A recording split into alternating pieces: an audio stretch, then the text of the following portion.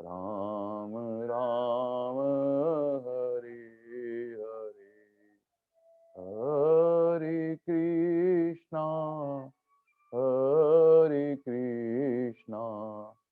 कृष्ण कृष्ण हरे हरे। ओम श्री परमात्मे नमः। वसुदेवसुतं देवं कंसचाणूरमर्दनम् देवकी परमानन्दम्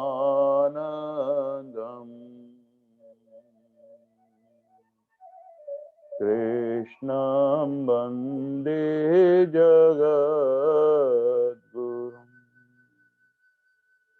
अजोऽपि सन्न्यहात्मा भूतानामीशरोऽपि सन् प्रकृतिं स्वामिधिष्ठाय सम्भवामि आत्मया। यदा यदा हि धर्मस्य ग्लानिर्भवति भारत, अभ्युत्थानम् अधर्मस्य तदात्मानं सृजाम्यहम्। परित्राणाय साधूनां विनाशाय च दुष्कृताम्, धर्म संस्थापनार्थाय संभवामि युगे युगे। जन्म कर्म च देह नैवं यो वेत्ति तत्त्वतः, तत्त्वदेहं पुनर्जन्म नेति मामेति योजनम्। वीतरागभयक्रोधा मन्मया मामुपाश्रिते, बहो ज्ञानतपसा पूता मद्भावमागधा। वसुदेवसुतं देवं कंसचाणूरमर्दनम्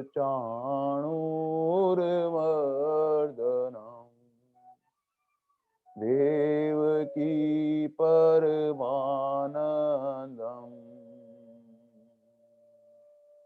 कृष्णं वन्दे जगद्गुरुम्। श्रीकृष्णं वन्दे जगद्गुरुम्। हे नाथ, हे मेरे नाथ,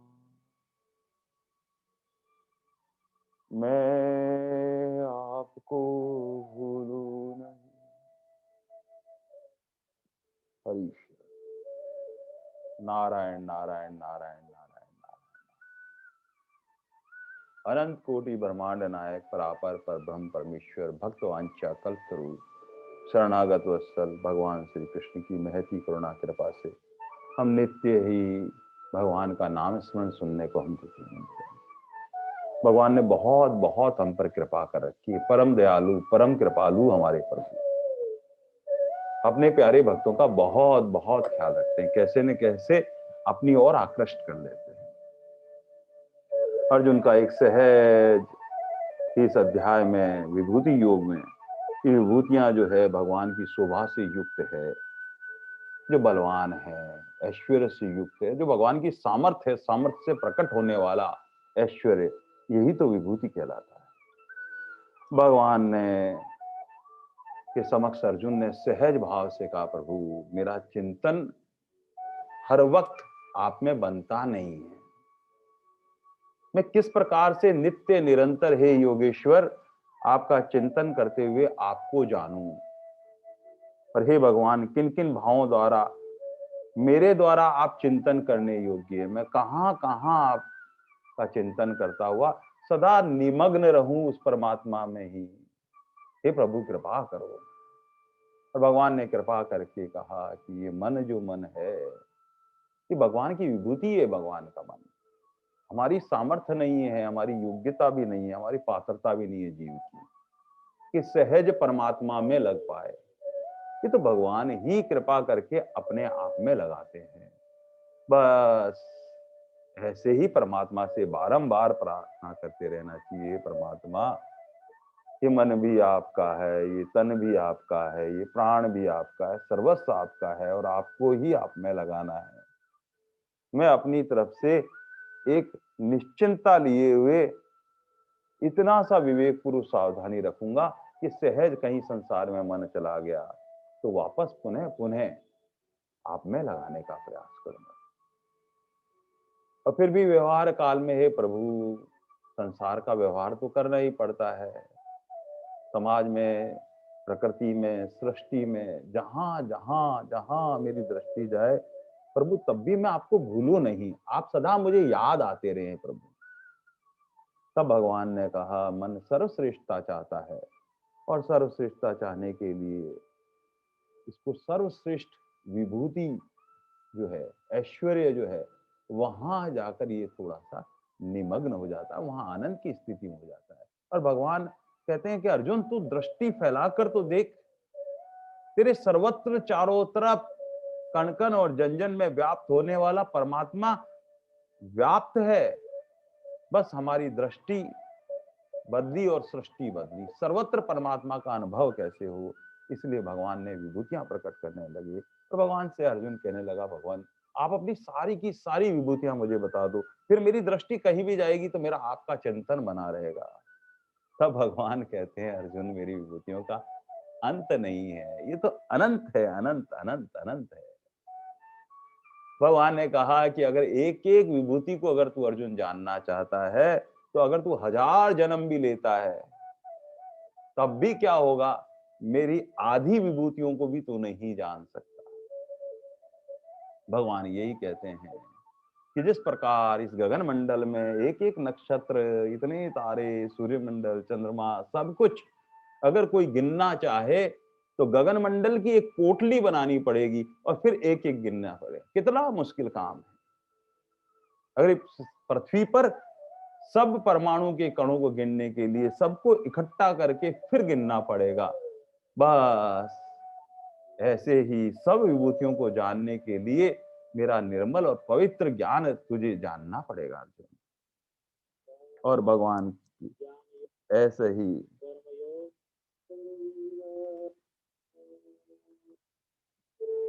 भगवान कहते रहते हैं, फिर भी अगर तुझे कुछ न कुछ देखने की कामना है, कुछ अभिलाषा है और अभिलाषा की वजह से तू कहीं संसार में कुछ भी देखना चाहता है, ये फूल, ये पत्ती, ये पेड़, ये पौधे, तो क्या करना पड़ेगा, सबको सबको इकट्ठा करके जड़ सहित पेड़ को हाथ में रखना पड़ेगा और फिर गिनना पड़ेगा। इसलिए अर्जुन, सबकी सब एक एक विभूति जानी नहीं जा सकती है।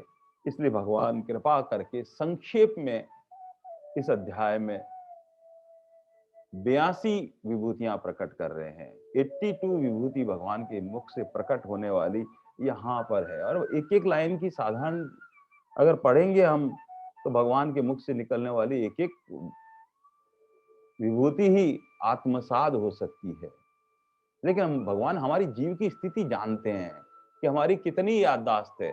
अभी सुनते हैं, एक लाइन सुनेंगे फिर भूल जाएंगे परमात्मा, लेकिन मेरा चिंतन सदा सदा सदा सदा प्रभु आप में बना रहे। बस मैं आप में ही डूबा रहूं, बस दिन भर सुबह से लेकर रात्रि तक बस आपका प्रभु चिंतन बना रहे। तो भगवान ने हमारी स्थिति देखते हुए भगवान इस अध्याय को बहुत विस्तार से प्रकट कर रहे हैं। ये भगवान की कृपा है।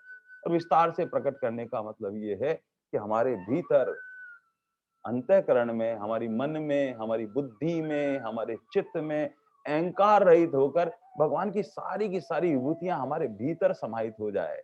फिर हम सृष्टि में कहीं भी देखें तो हमें हमारे प्रभु दिखाई दें। और भगवान ऐसे कहते कहते एक एक विभूति का प्रकट कर रहे थे। पिछली बार 34 विभूतियों 10वें अध्याय के 34 श्लोक पूरे हो चुके थे। भगवान अब 35वें श्लोक में और विभूतियां प्रकट करते हुए कहते हैं, हा हा हा, व्रत साम तथा साम नाम गायत्री चंद्र सामहम मासानाम मार्गशीर्षहम ऋतूनाम कुसुमा कर आहा। भगवान कहते हैं, अर्जुन, गायन करने योग्य जो श्रुतियों में व्रत मास मेरी विभूति है, छंदों में गायत्री छंद भगवान कहते हैं कि मेरी विभूति है, और 12 महीनों में मार्गशीर्ष का महीना है, ये जो मेरी विभूति है। और भगवान कहते हैं ऋतुओं, जो सम ऋतु हैं उसमें ये बसंत मेरी ऋतु है। ये 6 ऋतु जो आती है साल में, सर्दी गर्मी बरसात, तो हम सब जानते हैं शिशिर ऋतु है और बसंत ऋतु है। ये सारी की सारी भगवान ने कहा ये मैं बसंत मेरी ऋतु विभूति है। भगवान कहते हैं ये व्रत सहाम तथा सामनाम। भगवान ने पहले ही कहा था कि सामवेद जो है वो संगीत और भक्ति से ओतप्रोत है, और उस वेद में भगवान की वहां गायन है, भजन है। भगवान का गायन भजन करने में कितना आनंद की क्षणिक ओस के बूंद के बराबर भी भगवान का गाकर नाम लेने में जो आनंद आता है, लेकिन वहां तो पूरा का पूरा संगीत भाव में, बस जो सामवेद की एक एक मंत्र को गाकर पढ़ता है उसके भीतर तो साक्षात परमात्मा की अनुभूति होती है। इसलिए भगवान ने कहा कि सामवेद मेरी विभूति है, और वहां मंत्रों का समूह है, और समूह में व्रत सामना का समूह जो है, भगवान ने कहा कि सामवेद में भी व्रत साम मेरी विभूति है। वहां मंत्रों का समूह है, और वहां इसका प्रभाव और इसकी इतनी इतनी गहराई है। और गहराई कब? रात्रि के 12 बजे से लेके प्रभात वेला, जो सुबह 3-4 ब्रह्म मुहूर्त तक वो इंद्र स्वरूप परमात्मा की स्तुति गाई जाती थी। भगवान कहते हैं वो व्रत सामवेद में मेरी सर्वश्रेष्ठ विभूति है।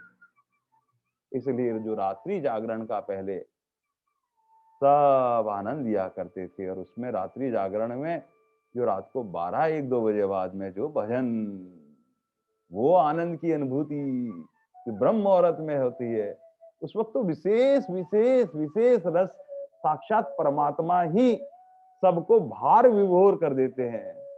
और फिर कहते हैं अरे आज तो बहुत आनंद आया, बहुत आनंद आया, बहुत आनंद आया। वो आनंद रूप में प्रकट होने वाले मेरे प्रभु ही तो हैं। भगवान कहते हैं बस ये संगीत और भक्ति से ओत-प्रोत वर्तमान, जहां मंत्र प्रकट होते हैं शब्द रूप से, भगवान कहते हैं मेरी विभूति है।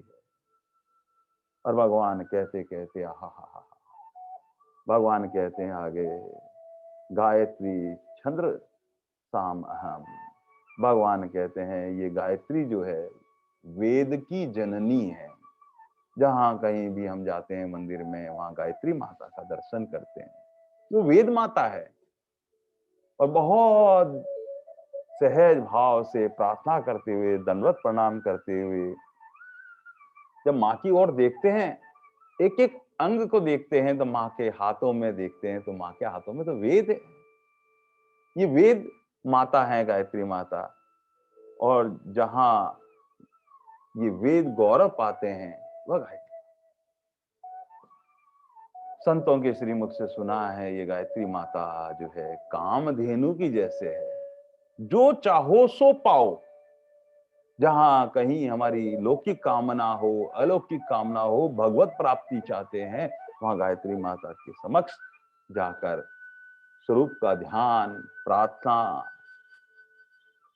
और ध्यान करने में सहज परमात्मा की अनुभूति होती है। जिस प्रकार प्रणव अक्षर ओम, जहां से सृष्टि का सब कुछ विस्तार हुआ है, बस ऐसा ही प्रणव अक्षर जैसा गायत्री का समकक्ष लाभ होता है। इसलिए भगवान ने कहा इस गायत्री में एक एक मंत्र जो है वो चैतन्य और ऊर्जा से भरे हुए हैं, और गायत्री मंत्र का जो पाठ करता है वो शुद्ध उच्चारण के साथ करे। एक एक शब्द जो है इतने भाव से भरे हुए हैं, वहां संसार की कामना ही नहीं है उसके अंदर। ओम भू भुवस्सुः तस्सर्वितुर्वरेण्यं भर्गो देवस्य धीमहि प्रचोदयात्। वहां कहीं लौकिक, कहीं इस मंत्र में कामना नहीं है, और उसका भाव इस उच्च कोटि का, हे सृष्टिकर्ता परमात्मा, आपका तेज स्वरूप प्रकाश में ज्योति स्वरूप का हम ध्यान करते हैं परमात्मा, और वह तेज हमारी बुद्धि में आ जाए, और उस बुद्धि को प्रकाशमान करते हुए हम सन्मार्ग और सत्क्रम में प्रेरित कर दें। हे परमात्मा, आप ऐसी कृपा करो। ये पृथ्वी लोक, ये भूलोक, ये स्वर्ग लोक, ये सारी सृष्टि प्रभु आपसे ही व्याप्त है। हे परमात्मा, हे वेद जननी गायत्री माता, आप हमारे बुद्धि में वह तेज ज्योति समय प्रकाश से बुद्धि को प्रकाशित कर दें, ऐसा विवेक जागृत कर दें कि हम उस बुद्धि से आपकी ओर चलने के लिए आप हमें कृपा करके प्रेरणा दे दें। बस इसीलिए कहते हैं कि ये तेजे में ध्यान बुद्धि का प्राप्त हो जाती है। और भगवान कहते हैं कि जो ब्राह्मण देवता है वह तो वेदों के पाठ करते ही हैं, लेकिन किसी कारण से जो ब्रह्म को जानने वाले ब्राह्मण हैं वेद का पाठ नहीं कर पाए, तो कम से कम गायत्री के मंत्रों का जाप करे तो वेद के समकक्ष उनको लाभ प्राप्त होता है। इसलिए भगवान ने कहा कि वेदों में जितने भी छंदोबद्ध रचनाएं हैं उनमें गायत्री की प्रधानता है। इसलिए भगवान ने कहा कि गायत्री जो है मेरी विभूति है, साक्षात कामधेनु है, और साक्षात कामधेनु होने से क्या है, जो इच्छा है वो सब कुछ पूरी करने वाली है। इसलिए भगवान ने कहा जो सबको इच्छा को पूरी करता है वो तो मेरी विभूति है। भगवान आगे कहते हैं, एक एक भगवान विभूतियां प्रकट कर रहे हैं ताकि हमारे चारों ओर जहां दृष्टि जाए सहज प्रभु में हमारी दृष्टि लगे रहे। भगवान आगे कहते हैं, मास नाम मार्गशीर्ष, ये जो 12 महीने होते हैं, ये जनवरी फरवरी मार्च ये नहीं, ये जो हम प्रारंभ करते हैं हिंदी के जो मास है, यहाँ पर महा, पोष, फागुन, ये जितने भी 12 महीने हैं उसमें भगवान कहते हैं मार्गशीर्ष, जो 23 नक्षत्रों में सर्वश्रेष्ठ मार्गशीर्ष है। हिरण के सिर की जैसे ऊपर जैसे नक्षत्र है, उसमें ये मार्गशीर्ष, जिसको अगन मास भी कहा गया है, जिसको पोष मास भी कहते हैं हम। अभी 1 दिसंबर से लेके 15 दिसंबर तक जो मार्गशीर्ष का महीना था, और मार्गशीर्ष में क्यों ना भगवान की विभूति हो, क्योंकि भगवान के श्रीमुख से प्रकट होने वाली जो गीता जी हम सुन रहे हैं, ये दिव्य ज्ञान जो अर्जुन को प्राप्त हुआ, ये इसी महा के अंदर भगवान की वाणी से अमृत प्राप्त हुआ है। इसलिए भगवान ने कहा ये मेरी विभूति है। इसलिए हम गीता जयंती मनाते हैं, ये इसी महीने में मार्गशीर्ष में आती है। अभी पिछले दिनों 14 दिसंबर जब गीता जयंती थी, तब ये मार्गशीर्ष का महा था, और वो महीना हमारी समृद्धि के लिए, हमारे आध्यात्मिक मार्ग के लिए, हमारे व्यापार के लिए, हमारे कृषि के लिए, हमारे जीवन को सुखमय और आनंदमय बनाने के लिए सर्वश्रेष्ठ महा, जो भगवान को पसंद है। भगवान ने कहा कि मार्गशीर्ष मेरी विभूति है। और मार्गशीर्ष के शुक्ल पक्ष की एकादशी के दिन भगवद गीता के का प्राकट्य हुआ भगवान के श्रीमुख से कुरुक्षेत्र के मैदान में। इसलिए भगवान ने कहा ये मार्गशीर्ष महा तो मेरी विभूति है। जहां जब महा आवे, वैसे तो कार्तिक माह से ही सभी मंदिरों में माताएं बहनें क्या करती है, नित्य प्रभात स्नान करके भगवान की स्तुति। भगवान ने पहले उस माह में परमात्मा तक पहुंचाने के लिए कार्तिक माह का महत्व बताया, ताकि हम दो ही स्थिति में परमात्मा की तरफ सहज में चलने की स्थिति में होते हैं। या तो हमें कहीं ना कहीं लोभ होता है, या कहीं ना कहीं हमें भय होता है। और आध्यात्मिक पथ में प्रारंभ में कोई भी साधक या तो भय के कारण आता है, या कहीं ना कहीं लोभ के कारण आता है कि अगर ऐसा करेंगे तो आपको ये प्राप्त होगा, ऐसा करेंगे तो आपको ये प्राप्त होगा।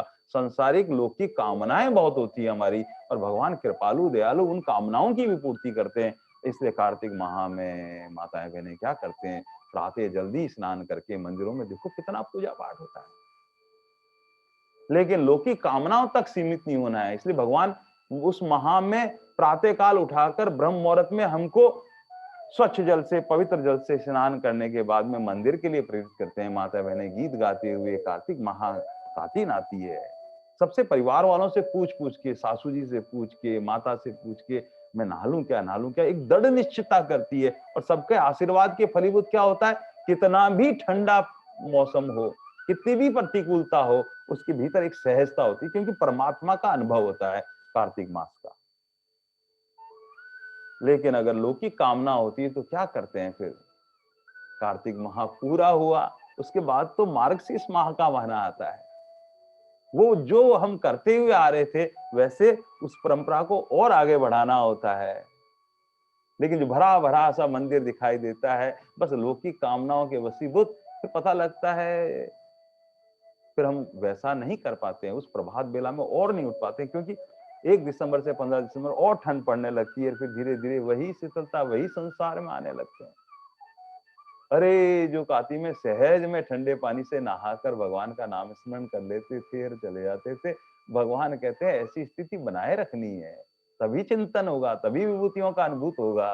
और फिर आगे पोष मार्गशीर्ष का माह, भगवान ने कहा मेरी विभूति है, उसमें जो जो थोड़ा बहुत भी साधन करेंगे भगवान अनंत गुना उसका फल देंगे। और अनंत गुना फल क्या है, भगवान प्रभु अपना प्रेम प्रदान कर देते हैं। इसलिए उस महा में श्रद्धा और भक्ति से जो पुण्य प्राप्त होते हैं, उनके बल पे हमें जीवन में सुख और आनंद की अनुभूति होती है। इसलिए उस महा में माता बहनें क्या करते हैं, मार्गशीर्ष में बहुत सारी नदियों में वहां पर जाकर स्नान करते हैं। बहुत दान पुण्य का बहुत महत्व है। इसलिए भगवान ने कहा ये मार्गशीर्ष तो मेरी विभूति है। भगवान कहते हैं सतयुग की जब स्थापना हुई तो प्रारंभ में यही महा था, इसलिए मुझे बहुत बहुत प्यारा है। भगवान ने अपने प्रेम भाव से, प्रेम रूप से, इंद्रियों से, एक एक इंद्रियों से भगवान के तत्व को पीने वाली गोपियों से कहा, गोपियां तुम इस महा के अंदर यमुना जी में स्नान करोगी तो मेरी सहज प्राप्ति हो जाएगी तुम्हें। और जहां वृंदावन वगैरह वहां सब जगह देखते हैं इस महा में, वहां यमुना जी में स्नान करके उस पुण्य का लाभ लेते हैं, ताकि भगवान की हमें सहज प्राप्ति हो जाए। भगवान इसीलिए कहते हैं ये मार्गशीर्ष मुझे इतना इतना इतना इतना प्रिय है। इसलिए हमारे जीवन में कोई भी कार्य करना है तो उसके लिए उपयुक्त माह है, चाहे व्यापार हो, चाहे स्वास्थ्य का हो, चाहे हमें शिक्षा के लिए हो, या पारिवारिक जीवन की समृद्धि के लिए हो। भगवान कहते हैं मार्गशीर्ष मेरी विभूति है। इसलिए ये महीना जब भी आए तो भगवान हमें याद आ जानी चाहिए कि भगवान ने ऐसा कहा था। भगवान आगे कहते हैं आहा ऋतु नाम कुसुमा, आहा और ये बसंत ऋतु, आहा जो 6 ऋतुआं होती है उसमें ये हेमंत, शिशिर और बसंत, सर्दी, गर्मी, बरसात, इन 6 ऋतुओं में भगवान कहते हैं ये बसंत ऋतु जो है ये मेरी विभूति है। और क्यों विभूति है, जिस प्रकार प्रकृति में संत आने से रंग भर जाता है, ऐसे ही प्रकृति में बसंत आने से प्रकृति में रंग भर जाता है। चारों ओर ऐसी खुशहाली है, जहां दूर दूर तक खेत देखते हैं वहां सरसों के पीले पीले फूल दिखाई देते हैं, और चारी नई नई कोपलें इस तरह से खिल जाती है, मंद मंद शीतल शीतल हवा चलने लगती है, सर्दी थोड़ी कम होने लगती है। जो सर्दी से ठिठुर चुके होते हैं, बुजुर्ग लोग बार बार कहते हैं ये सर्दी अब सुखद आनंद देने लगती है। ये गुनगुनाती धूप हमें प्यारी लगने लगती है, भीतर एक आनंद की अनुभूति होने लगती है। वो आनंद कौन? वो मेरे प्रभु, मेरे प्रभु, मेरे प्रभु ही तो प्रकट होकर वो आनंद दे रहे हैं उस बसंत ऋतु में। इसलिए भगवान ने कहा, ये मेरी विभूति है। भगवान की जहां विभूति है वहां आनंद प्रकट होता है। प्रेम और उत्साह से जीवन का रंग सदा रंगा रहता है। फूलों की खुशबू, महकती हवा, चारों ओर लहराती हवा, ऐसा सुखद वातावरण हो जाता है, लगता है जीवन की शुभ घड़ी आई है, मानो प्रकृति मुस्कुराई है। ऐसा लगता है कि प्रकृति मुस्कुरा मुस्कुरा के हमको आशीर्वाद दे रही है। वो बसंत ऋतु है। ऋतुओं में आनंद रूप में हृदय में एक उमंग, जोश, उल्लास, सब कुछ आनंद का। और ऐसे आनंद में भगवान नाम संकीर्तन हो, वहां फाग उत्सव और आनंद इतना भगवान का। बसंत का जब ऋतु आती है और बसंत का जो आनंद लेते हैं, तो भगवान कहते हैं कि अरे ये बसंत तो भगवान ने एक एक विभूतियां प्रकट करके, और ऋतु आने वाली है उसका आनंद लेना, उस ऋतु में भगवान की स्मृति बनी रहे हमारी। इसलिए भगवान ने कहते हैं ये बसंत मेरी विभूति है। और वहां फिर बसंत पंचमी, और बसंत पंचमी और वहां हम सरस्वती माता का पूजन करते हैं। और सरस्वती माता का पूजन करके वो हमारे अज्ञान को मिटाकर ज्ञान प्रकाशित करती है। सब विद्यालयों में सब छात्र उस दिन पीले चावल, मीठे चावल बनाकर उस प्रसाद का भोग लगाकर वो भोग आरोपते हैं, जिससे हमारा अंतःकरण पवित्र हो जाता है। माला से श्रृंगार करते हैं माँ का, और माँ का श्रृंगार करने से, माँ का श्रृंगार करते हैं तो माँ कृपा कर कहते हैं मैं तुम्हारे जीवन को श्रृंगार दूंगी। बस भगवान अनंत गुना करके माँ कृपा करती है। इसलिए वह ज्योति स्वरूप परमात्मा ऐसा प्रकट हो जाता है। भगवान कहते हैं कि ऋतुओं का राजा कहलाती है वो। ऋतुओं का राजा बसंत मेरी विभूति है। बस भगवान कहते कहते 36 श्लोक में और विभूतियां प्रकट करते हैं। भगवान कहते हैं सब कुछ सत असत सब कुछ परमात्मा है।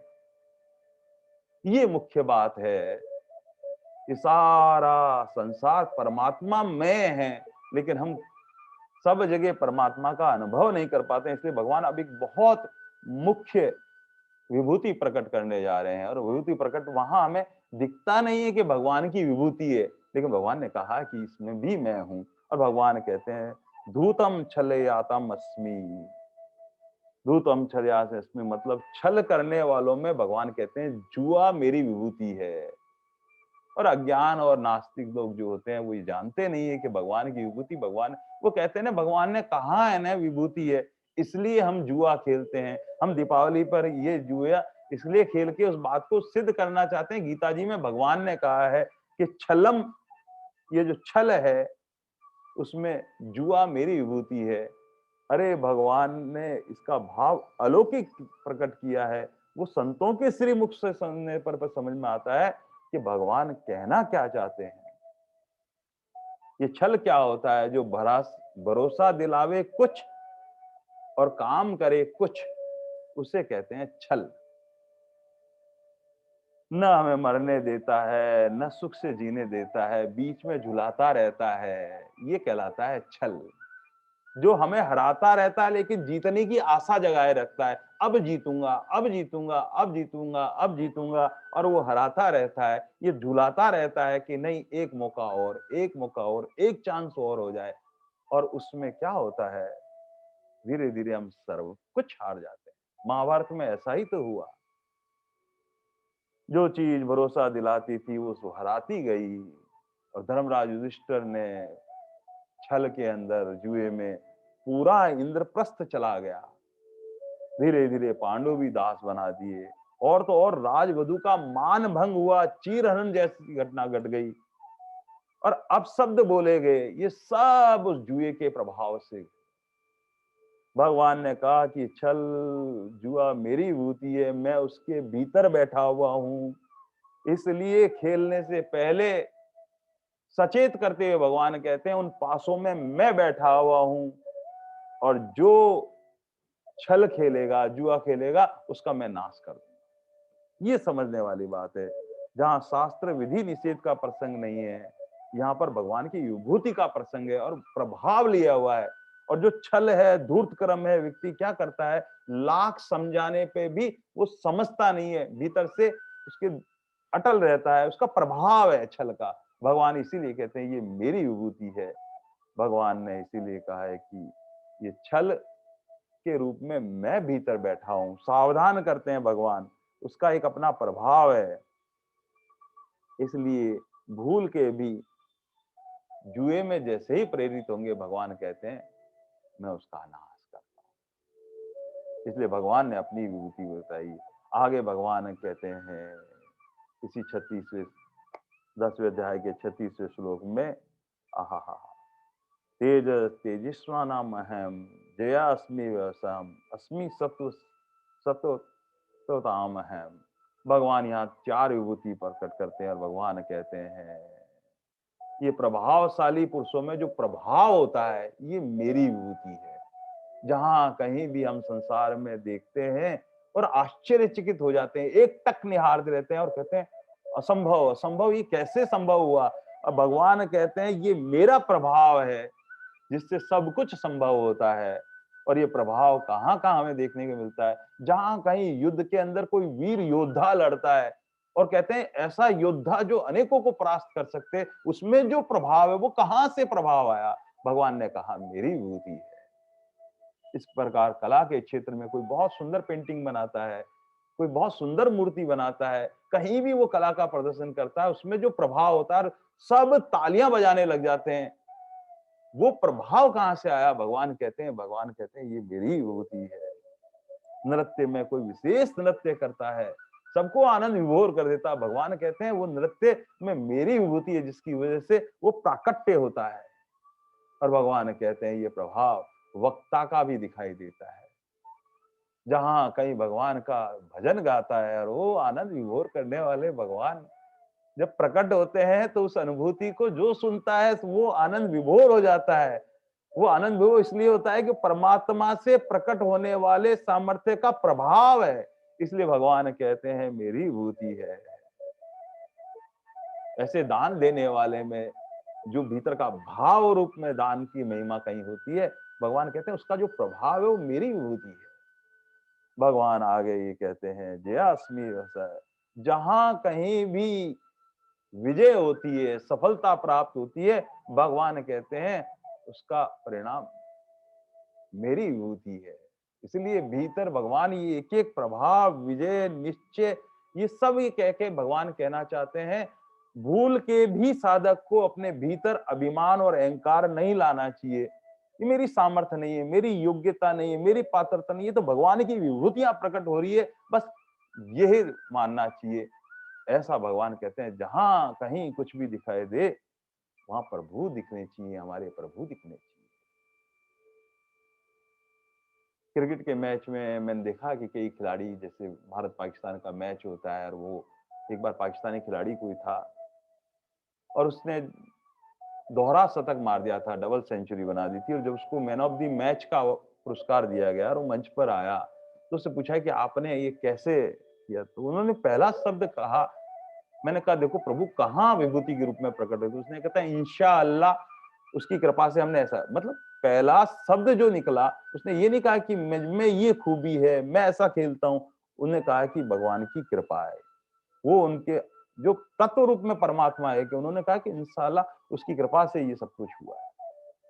तो जिसने ये जाना है कि सब कुछ प्रभु की कृपा से होता है, बस भगवान कहते हैं जो विजय प्राप्त होता है, विजय से उसको अहंकार नहीं आता है, अभिमान नहीं आता है। परीक्षा तो सभी देते हैं, पर एक जो बच्चा टॉप करता है उसका फिर पत्रकार जब इंटरव्यू लेता है और पूछता है कि कैसे, आपको उम्मीद थी क्या कि आप मेरिट में प्रथम स्थान पर आ जाएंगे। तब वो ये कहता है कि परीक्षा देते हो कि मुझे ऐसा लगा था कि अच्छे मार्क्स आ जाए, पर मुझे नहीं पता था कि पूरे भारतवर्ष में मेरा सर्वोच्च स्थान रहेगा। अगर ये सर्वोच्च स्थान है तो इसके पीछे विजय दिलाने में प्रभु की कृपा है। वो विभूति को पहचान जाता है कि बिना भगवान की कृपा से, हमारी मेहनत से, हमारे सामर्थ्य से, हमारे बल से हम नहीं प्राप्त कर सकते। भगवान बस यही कहना चाहते हैं कि जहां कहीं भी अगर जीवन में हमारे भी विजय प्राप्त होती है, तो उसमें प्रभु की कृपा कृपा कृपा देखनी चाहिए कि प्रभु की कृपा से सब कुछ हुआ। पर प्रभु की कृपा से क्या नहीं होता है, जो निश्चय करते हैं और निश्चय में दृढ़ता भीतर आ जाती है अपने आप में, अंतःकरण में कोई बात बैठ जाती है कि इसी जन्म में हमें भगवत प्राप्ति करनी है, अब भजन ही करना है, बस ये निश्चिंतता करना। भगवान ने कहा मेरी विभूति प्रकट होती है, जो निश्चिंता होकर भजन करता है, नाम स्मरण करता है, उसका है। बस भगवान कहते हैं जहां कहीं भी संसार में प्रभाव देखो, वह व्यक्ति का बोलने का प्रभाव हो, नृत्य का प्रभाव हो, युद्ध में किसी कौशल का प्रभाव हो, कहीं भी प्रभाव दिखाई दे, प्रभु याद आ जानी चाहिए उसको देखते हुए। भले ही व्यक्ति दिखाई दे रहा है, लेकिन उसकी विशेषता से जो हमें आश्चर्यचकित कर दे, जो हमें दत्तचित्ता कर दे, बस वहां हमारे हमारे प्रभु याद आने चाहिए। जीवन में जहां कहीं दूसरे की सफलता में दिखाई दे या स्वयं की सफलता कहीं भी दिखाई दे, उसमें प्रभु की विभूति को देखना चाहिए, ताकि हमें प्रभु याद आते रहें, सदा चिंतन बना रहे। ऐसे जीवन में जो निश्चय है, भगवान कहते हैं ये निश्चय जिसने कर लिया है, अरे इसने ऐसा निश्चय किया है इसलिए सफलता मिली। जो निश्चय कराने वाले वो हमारे प्रभु है, और हमारे जीवन में भी हमने निश्चय किया है अब ऐसा काम हम अपने जीवन में करेंगे जिससे हमारा जीवन और उत्कृष्ट हो सके, और आनंदमय हो सके। ये निश्चिंतता जो देती है, जो निश्चय हमने कर रखा है कि अब हम इतनी माला करेंगे, जो भीतर से दृढ़ता आ जाती है प्रभु का नाम स्मरण की, ये भगवान स्वयं स्वयं स्वयं प्रकट होकर करवा रहे, हमारी सामर्थ्य नहीं है। इसलिए जब भी कोई निश्चय बनता है तो उसमें ये मानना चाहिए भगवान की विभूति प्रकट हो रही है, मैं अपना साधन करूंगा, भगवान के सहयोग से क्या संभव नहीं है। इसलिए भगवान कहते हैं ये निश्चय होता है, ये मेरी विभूति होती है। भगवान ऐसे कहते कहते हा हा हा हा हा, आगे की विभूति तो इतने आनंद से विभोर कर देते हैं भगवान, एक एक विभूतियां प्रकट करके। आहा, भगवान स्वयं के लिए कहते हैं आहा हा हा, कृष्ण नाम वासुदेव अस्मि, आहा, पांडवा नाम च धनंजय है। यहाँ भगवान जो है कहते हैं अर्जुन, जो सर्वश्रेष्ठ यादवों के अंतर्गत ये वृष्णि वंश जो है उसमें वासुदेव अर्थात तेरा सखा मैं स्वयं भी एक विभूति हूं। आहा, हे पांडव, तू धनंजय के रूप में तू भी विभूति है।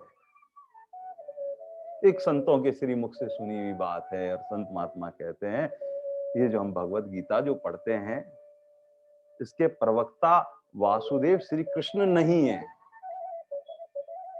बड़ा सुनने में पहली बार लगा, अरे संत कितनी गहराई दी हुई बात कहते हैं। ये देवकी नंदन भी नहीं है, ये यशोदा नंदन भी नहीं है, तो फिर ये कौन है? ये भगवान ये कहते हैं वैष्णव वासुदेव अस्मि, वे परब्रह्म तत्व ऊपर से अधिभूत होकर प्रकट हुए हैं।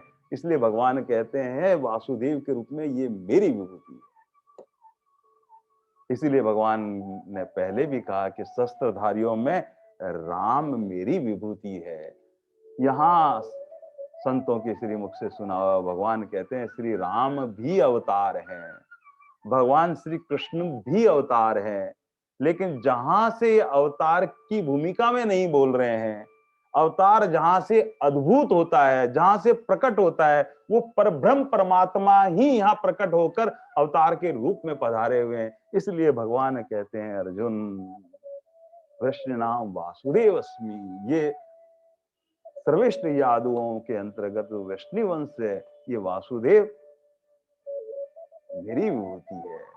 तो यहाँ भगवान उस परब्रह्म तत्व को प्रकट कर दिया अर्जुन के सामने कि अर्जुन, इसीलिए भगवान से बाद में अर्जुन ने कहा प्रभु आपकी गीता सुनने के बाद में जो भीतर में आनंद आनंद आनंद आया है, लेकिन युद्ध की भूमिका में मैं कितना समझ पाया हूँ, कितना उसको गया, आप कृपा करके एक बार और कृपा करो ना, मैं शांति से बैठ के पुनः सुनना चाहता हूँ। तब भगवान ने कहा में योग में स्थित होकर, अर्थात उस परब्रह्म परमात्मा जहां से अधिभूत हुआ है, जहां से प्रकट हुआ है, वहां से भगवान वहां से बोल रहे थे। भगवान ने कहा कि ये अवतार और अवतारी की एक रूपता बताते हैं कि परब्रह्म परमात्मा ही प्रकट होकर अवतार रूप में यहाँ प्रकाश के लीला करते रहते हैं। और साधारण मनुष्य इन बात को समझ नहीं पाते हैं। वो सोचते हैं ठीक है, उत्कृष्ट श्रेष्ठता लिए हुए मनुष्य हैं। भगवान ऐसा अज्ञान का पर्दा भी रखते हैं जिनका श्रद्धा और भाव पक्का नहीं होता है, जिसको विश्वास नहीं होता है। इसीलिए तो भगवान ने कहा है कि प्रथम सीढ़ी जो है वो श्रद्धा है। धीरे धीरे धीरे परिपक्वता होती है तब विश्वास होने लगता है प्रभु।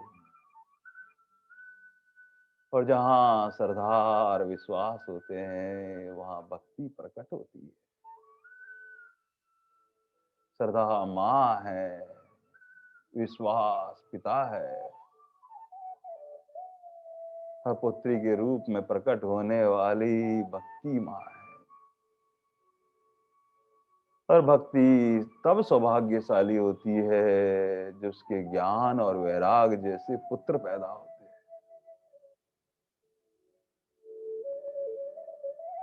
वरना ये ज्ञान का अहंकार बहुत होता है। संतों के श्रीमुख से सुना है कि ज्ञान अगर जीवन में नहीं उतरा तो ये ज्ञान भी बोझ है। अगर ये ज्ञान हमें अभिमान और अहंकार भीतर से बढ़ाए तो ये हमारे ऊपर बोझ है ज्ञान का। तो ज्ञान से हमारे भीतर आनंद और प्रेम प्रकट ना हो प्रभु का तो ये ज्ञान भी बोझ है हमारे ऊपर, जो हमारी सहजता सरलता को छीन ले, वो सादगी को छीन ले। जो जो ज्ञान आता है अहंकार अभिमान भीतर आने लगता है, हमारी सादगी सहजता चली जाती है, तो ज्ञान बोझ है हमारे ऊपर। इससे अच्छा तो बेज्ञान होना अच्छा है। ज्ञान वह जो हमारे भीतर अंतःकरण में उतर जाए, हमारे मन में उतर जाए, हमारी बुद्धि में उतर जाए, हमारे चित्त मेमोरी कार्ड में सदा के लिए स्थापित हो जाए। बस ये दिव्य ज्ञान के अनुरूप मेरा अपना जीवन होना चाहिए, जो प्रतिपल मुझे भीतर से परमात्मा के आनंद का बोध व प्रेम में लबालब कर दे, वह ज्ञान है। इसलिए भगवान ने कहा कि भक्ति मति तब सौभाग्यशाली होती है जब ज्ञान के साथ वैराग साथ में जुड़ता है।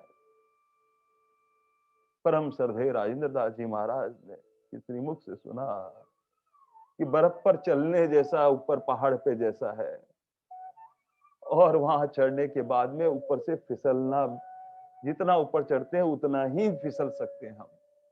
लेकिन जिसने एक ज्ञान वैराग का सहारा ले रखा है, दो रेलिंग लगी हुई है, एक ज्ञान की एक वैराग की, पकड़ रखा है जीवन में, ये ज्ञान से भीतर मेरे कहीं भी अहंकार नहीं आएगा, अभिमान नहीं होगा, दूसरे की तुलना में श्रेष्ठता का अनुभव नहीं होगा। वह भी परमात्मा के भक्त हैं और प्रभु ही सामने कृपा करके हमको अपना भाव प्रकट कर रहे हैं। इसलिए लेश मात्र सब हम बैठकर क्या कर रहे हैं, स्वाध्याय यज्ञ कर रहे हैं।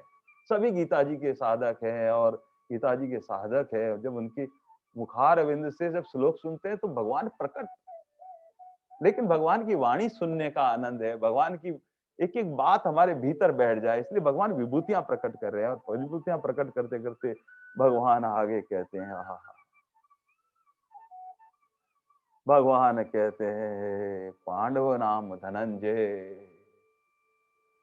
भगवान को सारे के सारे पांडव इतने प्रिय थे, लेकिन भगवान कहते हैं अरे अर्जुन अर्जुन अर्जुन अर्जुन अर्जुन तो अर्जुन तो मेरी विभूति है, विशेषता लिए हुए है, सर्वश्रेष्ठ है।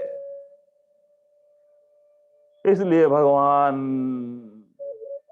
परब्रह्म परमात्मा होते हुए भी सारथी के रूप में वहां रथ पर विराजमान है। क्या भगवान अपने बुआ के बेटे के सारथी बनकर बैठे हैं, अपने मित्र के सारथी बैठ के बैठे हैं? भगवान ने कहा नहीं नहीं नहीं, मैं कोई ममता वाली और अहमता वाली बात ही नहीं है। भगवान कहते हैं मानो एक भक्ति कर नाता, बस एक संबंध है, जो भक्त भक्ति करता है और जीवन में ज्ञान वैराग्य धारण करता है, बस वो जो मेरी तरफ चलता है वो यही कहता है, हे नाथ, हे नाथ, हे नाथ, मैं आपका हूं और आप मेरे हो। भगवान कहते हैं बस मैं यही संबंध मानता हूं और कोई संबंध मानता ही नहीं हूं।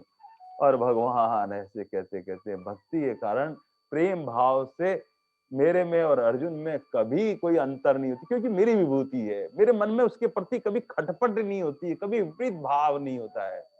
यद्यपि सन्यासी वेश धारण करके उसने मेरी भगनी को चुरा कर ले जाने पर भी अर्जुन ने के प्रति मेरे मन में लेश मात्र भी विपरीत भाव नहीं आया, क्योंकि भगवान कहते हैं कि मेरा ही विभूति है, मेरा ही स्वरूप है। इसलिए भगवान ने कहा ये विशेष है। और अर्जुन जहां जहां चला जाए सबका प्रिय हो जाता है, क्योंकि विभूति है भगवान की। जहां गुरु के पास जाए तो गुरु का प्रिय है। गुरु द्रोणाचार्य की शिक्षा ग्रहण करने गए तो इतनी अपना समर्पण भाव गुरु के प्रति कर रखा था, गुरु ने वो दिव्य ज्ञान अपने पुत्र अश्वत्थामा को नहीं दिया, वो ज्ञान भगवान ने अर्जुन को दिया। ब्रह्मास्त्र को छोड़ते वक्त, ब्रह्मास्त्र को छोड़ना तो अश्वत्थामा को सिखा दिया, पर वापस उसको कैसे लौटाना है ये नहीं सिखाया, ये अर्जुन जानता था।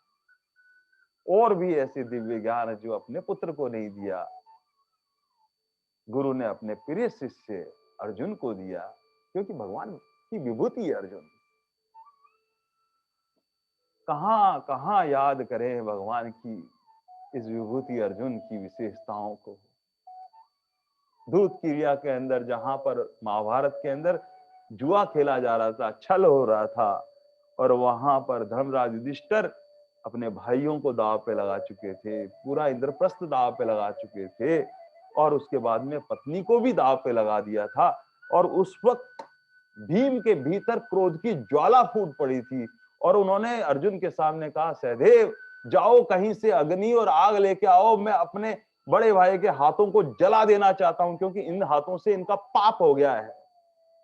इन्होंने ये नहीं सोचा, अपने भाइयों को दाव पे लगा दिया, और भाइयों को और पत्नी तक को दाव में लगा दिया, इनसे बहुत बड़ा पाप हुआ है। और उसी वक्त अर्जुन ने अपने भाई भीम के वही मनी मन में हाथ को दबा दिया, भैया भैया भैया भैया धैर्य धारण करो नहीं तो अनर्थ हो जाएगा, अभी धैर्य धारण करने का समय है। ऐसी समता लिए हुए और समता लिए हुए जो समता विषम परिस्थितियों में जो धैर्य धारण करता है, अर्जुन के उस बात से एकदम भीम शांत हो गए, क्योंकि अर्जुन स्वयं समता धारण किए हुए थे। और जहां समता प्रकट होती है वहां भगवान की विभूति प्रकट होती है। भगवान कहते हैं अर्जुन में जो समता थी, वो शांति से उस समय जो घटना घट चुकी है उसको भगवान का प्रसाद मानते हुए उन्होंने एक बार धैर्य धारण कर लिया। इसलिए जीवन में जब भी विषम परिस्थिति आए वहां धैर्य धारण करता है, वहां भगवान की विभूति प्रकट हो जाती है। और जहां कहीं किसी के जीवन में ऐसी समता देखें तो वहां प्रभु याद आने चाहिए हमको, प्रभु याद आने चाहिए। एक एक घटना जब अर्जुन के बारे में याद करते हैं, कैसा संबंध था प्रभु से भगवान का। भगवान कहते हैं अर्जुन मेरी विभूति है, विभूति। खांडव दाह का प्रसंग है, और खांडव दाह जो वन है उसमें एक राजा था श्वेत की। ये महाभागा राजा श्वेत की क्या करते थे, धर्मपरायण थे, और वो 100 यज्ञों का उन्होंने प्रतिज्ञा ले रखी थी। 12 वर्ष तक उन्होंने यज्ञ करने लगते थे, और यज्ञ में जो ब्राह्मण देवता आते थे और यज्ञ में जो उठने वाला पवित्र धुआं होता था उनके आंखों में चला जाता था, आंखों में से आंसू आने लगे। वो कहते हैं कि राजा ये यज्ञ कब बंद कब होंगे, कई बार ऐसे कहते थे। एक यज्ञ पूरा नहीं होता था, पुनः दूसरा यज्ञ, फिर एक और यज्ञ होता, पुनः दूसरा यज्ञ, इस प्रकार करते रहे। यज्ञ करने से वहां अग्नि देवता में घी का अधिक प्रभाव होने से उनका थोड़ा तेज कम होने लगा। ब्रह्मा जी के पास गए, मेरा तेज थोड़ा कम हो गया है इस तरह से। तब ब्रह्मा जी ने कहा कि तुम्हें खांडव वन में अग्निदाह करेंगे तो उससे तुम्हारा तेज पुनः लौट के आएगा। और उन्होंने खांडव वन में जाकर अग्नि ने अपने आप को प्राकट्य किया, और जैसे ही वहां पर जो वन्य जीव थे वो पानी लाके हाथी है पानी छिड़कते थे, इस तरह से करते थे। वहां तक्षक नाग भी रहता था जो इंद्रदेव का मित्र था। और इंद्रदेव ने देखा मेरे मित्र के यहाँ पर आग लगी है, इंद्रदेव बरसात कर देते थे और अग्नि हर बार बुझ जाती थी। तो ब्राह्मण देवता फिर अर्जुन और भगवान श्री कृष्ण के सामने प्रकट हुए और उन्होंने कहा कि आप मेरी सहायता करें। तब वो ब्राह्मण देवता के रूप में उन्होंने कहा कि आप शस्त्र से इस इंद्रदेव की बरसात को रोक सकते हैं ताकि मैं ये खांडव दाह कर सकूं। और ऐसा करते ही इंद्रदेव भी वहां प्रकट हो गए, अग्निदेव भी वहां प्रकट हो गए, और वो अर्जुन और ने जो तीर छोड़े और भगवान की कृपा से सब कुछ संपन्न हुआ। तब उन्होंने कहा कि मांगो, आप क्या मांगना चाहते हो अर्जुन मुझसे। अर्जुन तो वीर योद्धा थे, उन्होंने कहा मुझे रथ दे दो बहुत अच्छा, शस्त्र दे दो, अस्त्र दे दो, कवच दे दो, ये सब कुछ मांगा। तब अग्निदेव ने भगवान से कहा केशव आप क्या चाहते हैं। और जब भगवान से पूछा तो हम सोच नहीं सकते भगवान के श्रीमुख से क्या प्रकट हुआ होगा। भगवान ने कहा कि अगर मुझे कुछ देना चाहते हो तो जीवन भर मुझे अर्जुन का प्रेम दे दो, अर्जुन की मैत्री दे दो। मेरे जीवन भर कभी भी अर्जुन से मेरी मैत्री और प्रेम कम ना हो। जो सबको प्रेम प्रकट करते हैं, सबको प्रेम दान देते हैं, वो कहते हैं कि मेरा अर्जुन का प्रेम सदा सदा बना रहे। मुझे जीवन भर अर्जुन की मैत्री चाहिए, अर्जुन का प्रेम चाहिए। मूल बात यह है कि छोटा व्यक्ति प्रेम की बात करे तो एक साधारण सी बात है, लेकिन साक्षात हमारे प्रभु अर्जुन के लिए कहते हैं कि मुझे अर्जुन की मैत्री और प्रेम चाहिए। कितनी बड़ी बात है, क्योंकि भगवान की विभूति है और ऐसी विभूति प्रकट हुई, इसलिए भगवान कहते हैं पांडु नाम से धनंजय। भगवान ने कहा मेरी विभूति है। भगवान हो आगे विभूति प्रकट करते करते एक और विभूति प्रकट करते हैं और भगवान कहते हैं हा हा हा। भगवान कहते हैं मुनि नाम से हम व्यास। जो मननशील होते हैं, ऐसे ऋषि जो रात दिन मननशील करते रहते हैं, मनन करते रहे, प्रभु का चिंतन करते रहते हैं, उसमें सर्वश्रेष्ठ वेद व्यास जी मेरी विभूति है। उन्होंने कितना मनन किया, चारे वेदों को विभाजन किया, 4 वेद बनाए। भगवान के से प्रकट होने वाले वेद, उनको अलग अलग किस वेद में क्या खूबी है, उनका विभाजन किया मननशील करने के बाद में। 18 पुराणों की रचना करने वाले हमारे वेद व्यास जी महाराज भगवान की विभूति है। ब्रह्म सूत्र की रचना करने वाले वेद व्यास जी हमारे भगवान की विभूति है, और महाभारत की रचना करने वाले हमारे वेद व्यास जी भगवान की विभूति है। और साक्षात हम सब भगवान के श्रीमुख से प्रकट होने वाली वाणी जो सुन रहे हैं, उसके 18 अध्याय, ये सब वेद व्यास जी महाराज का साहित्य है। हमारी भारतीय संस्कृति में वेद व्यास के सिद्धांतों से परिपालित है, इसलिए महान वेद व्यास जी भगवान कहते हैं मेरी विभूति है जो उन्होंने काम किया। इस तरह से कहते कहते भगवान कहते हैं ये शुक्राचार्य जी जो है ये भी मेरी विभूति है। हा हा हा। जो देवता और देवतियों के जो गुरु हैं शुक्राचार्य, बहुत कवि नाम से शुक्राचार्य भगवान कहते हैं। जो पंडित है, बुद्धिमान है, भार्गवों के अधिपति है, सब विद्या में विशारद थी, सर्वश्रेष्ठ है। शंकर भगवान की आराधना करके जिन्होंने मर्त संजीवनी विद्या सीख ली थी, और जो क्या होता था दैत्य मर जाते थे, वो मर्त संजीवनी से उनको वापस जिंदा कर देते थे। ऐसे उच्च कोटि के शुक्राचार्य भगवान के लिए कहते हैं, भगवान कहते हैं ये मेरी विभूति है, जो रसों और मंत्रों और औषधियों का स्वामी कहलाते हैं। भगवान एक एक विभूति को प्रकट कर रहे हैं ताकि कहीं भी संसार में हमारी दृष्टि जाए, वहां हमारा प्रभु का चिंतन बना रहे, भगवान हमें याद आते रहे। ओम तत्सत।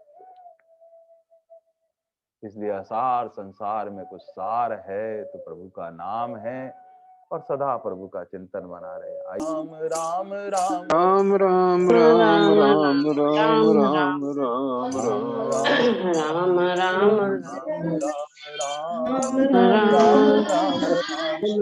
राम गुरुवार की कथा दी आज तो साल क्या बना दी आज